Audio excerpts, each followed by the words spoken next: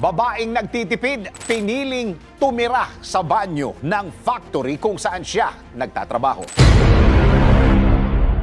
Kakaiba man at nakapagtataka ang living conditions ng babae sa kwentong ito, nakakaantig naman ang dahilan kung bakit mas pinili niya na manirahan sa isang banyo kesa maghanap ng boarding house at magbayad ng mataas na renta. Ito po yung mismong kwento. Kung ang iba ay labanan ang aesthetic at palakihan ng bahay, ang 19 anyos na babae na ito na mula sa Hunan, China, ginulat lang naman ang mga netizen matapos niyang ipakita online ang tinitirhan niya. Ang babae kasi, hindi sa magarang dorm o boarding house nakatira kundi sa isang CR, banyo. Dahil sa hirap ng buhay, pinili ng dalagita na manirahan na lang sa 6 square foot na hindi ginagamit na banyo sa loob ng furniture factory na pinagtatrabahuhan niya.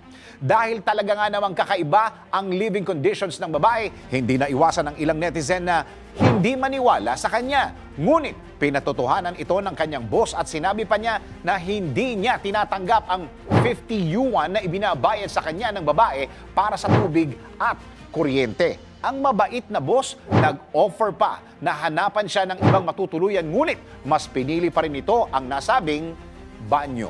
Ang rason sa pagtitipid ng dalagita ay dahil gusto raw niya palang makatulong sa kanyang pamilya pagdating sa gastusin. Sa katunayan ay tumigil na ito sa pag-aaral sa edad na 16 para magtrabaho. Umani naman ng iba't ibang reaksyon ang post ng babae. Ang ilan ay humanga sa kasipagan nito, habang ang iba naman ay mas concerned sa kanyang kalusugan. Gayunpaman, ipinaayos na raw ng kanyang boss ang isa sa mga opisina na inaasahang lilipatan ng babae. Ikaw, pipiliin mo rin bang tumira sa banyo para makatipid? DWIZ Research Report. Report.